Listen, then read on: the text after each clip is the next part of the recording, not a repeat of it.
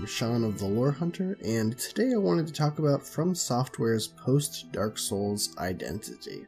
E3 2018 saw the announcement of 3 FromSoftware titles. Sekiro, Shadows Die Twice, an action-adventure game in which the player takes the role of a ninja in a reimagined feudal Japan. Déraciné, a PSVR adventure game where the player is an unseen fairy at a boarding school, trying to get the students to recognize their existence as they solve mysteries at the school. And lastly, Metal Wolf Chaos XD, a remaster of the outrageous original Xbox mech game being developed by Devolver Digital. These titles share very little on the surface, except for one thing: they are not another Dark Souls or Bloodborne game. While Sekiro may have some mechanical similarities to Souls, and Déraciné may share a Victorian aesthetic not completely unlike what we see in Bloodborne, FromSoft and Miyazaki are very intentionally putting some distance between the Souls games and the titles they're currently developing. The Souls games are what modern FromSoftware is known for, and what the company has spent the last decade producing. Hidetaka Miyazaki, president of FromSoftware, has become synonymous with the Souls games, credited as the mastermind behind the series. But FromSoftware as a company and Hidetaka Miyazaki as a designer don't want to be tied strictly to the Souls games. In an interview with Kotaku in 2016, Miyazaki was asked about how he feels being connected with the Souls series. He said that, "The only thing I'm interested in is to keep creating something special. Whether that something is synonymous to me or not is really none of my concern, but I can't deny the fact that the Souls series is something special to me, so I'm happy to know that people have that sort of image of me. Even if that image stays with me, I have no intention of ending in a way where I couldn't create a game that surpasses the Souls series. That would be pretty sad, wouldn't it?" FromSoftware has a history of creating quirky games with a distinct style.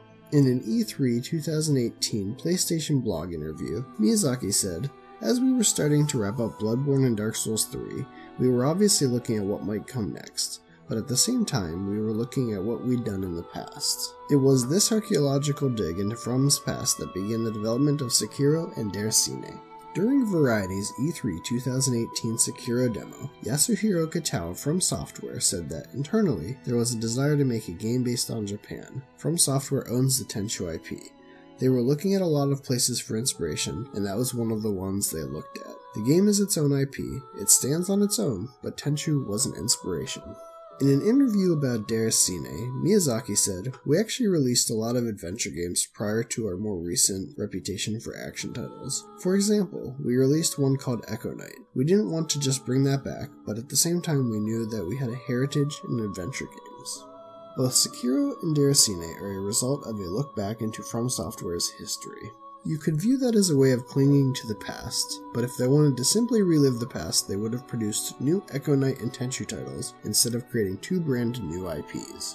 I think this look toward the past was FromSoftware evaluating their core philosophy and approach to game design as they move beyond the Souls games. And I think that they're doubling down on their core philosophy to show players that much of what people love about the Souls games is not just inherent to the Souls games, but inherent to how FromSoftware makes games. A lot of the discussion around Sekiro has revolved around the differences and similarities to Dark Souls. Sekiro is a third-person action game with a control scheme not completely unlike Dark Souls or Bloodborne. But Sekiro will not have character creation, traditional RPG stats, or online components. These are major gameplay elements of the Souls games, and many are baffled as to why FromSoftware would design Sekiro without these elements. However, I think the reason is very simple. In his interview with Weekly Famitsu, Miyazaki said that, "We decided very early on that the main character would be a ninja. That was the basis on which we built our game design." So I think FromSoft just wanted to make a ninja game, and their vision of the game did not lend itself towards having these elements.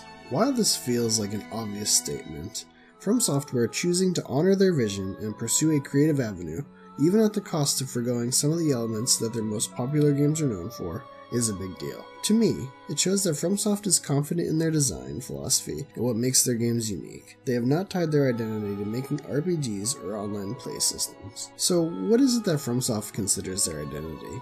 And what do they want to reinforce to players with Sekiro and Déraciné? In the Déraciné PlayStation blog interview, Miyazaki described 4 elements that he believes are common to FromSoftware titles: fragmented storytelling, quiet calmness, a sense of beauty, and a sense of mystery. These elements of storytelling, experience, and atmosphere are what FromSoft feels they uniquely provide in their games, and the focus of their creative pursuits.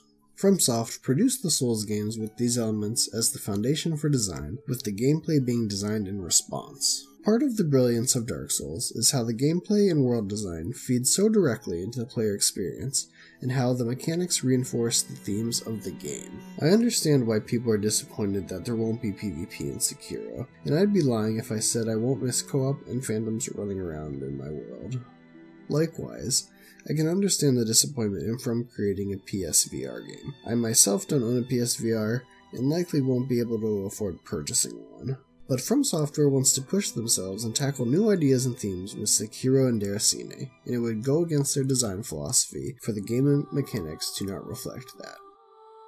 So, how does MetaWolf Chaos fit into all of this? MetaWolf Chaos XD is not being handled by FromSoftware, but Devolver Digital, and I think the timing fits well with FromSoft trying to move beyond the Souls games.